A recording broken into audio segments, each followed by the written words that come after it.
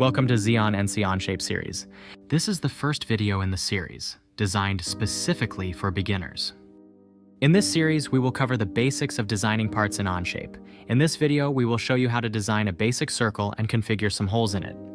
Let's get started. Let's begin by giving our document a name. It's important to give our document a clear and descriptive name so we can easily find it later. We need to decide which plane to use for constructing our first sketch. This choice can vary based on your design and any other parts that might be associated with it. For now, let's choose the top plane. Let's start our first sketch by going to the top right corner and selecting Create New Sketch. When we do this, you'll notice that our tool library at the top changes, allowing us to select the center point circle option. Then we will want to pick the center of our top plane and drag out and left-click.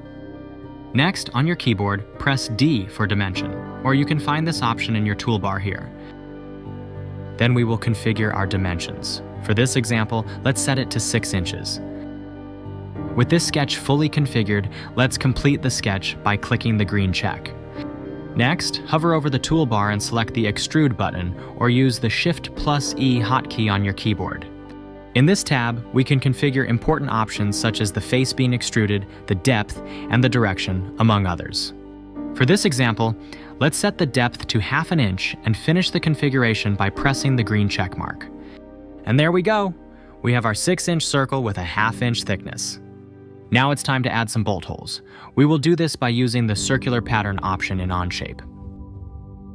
Let's start a new sketch and select the top face of our circle to design on. Next, let's select the center point circle from our toolbar. Going off the orange horizontal sketch line, drag and left-click. Next, press D for dimension or select this option from the toolbar and configure the hole size to our needs. Once you have configured the hole size, let's decide how far the hole should be from the center of our 6-inch circle profile. Press D for dimension and select the center of the sketch circle and the center of our main circle to configure the preferred distance. For this example, let's set the distance to 2 inches. Next, we will add more holes that are equally spaced from the center. We'll do this by selecting the circular pattern option in our toolbar.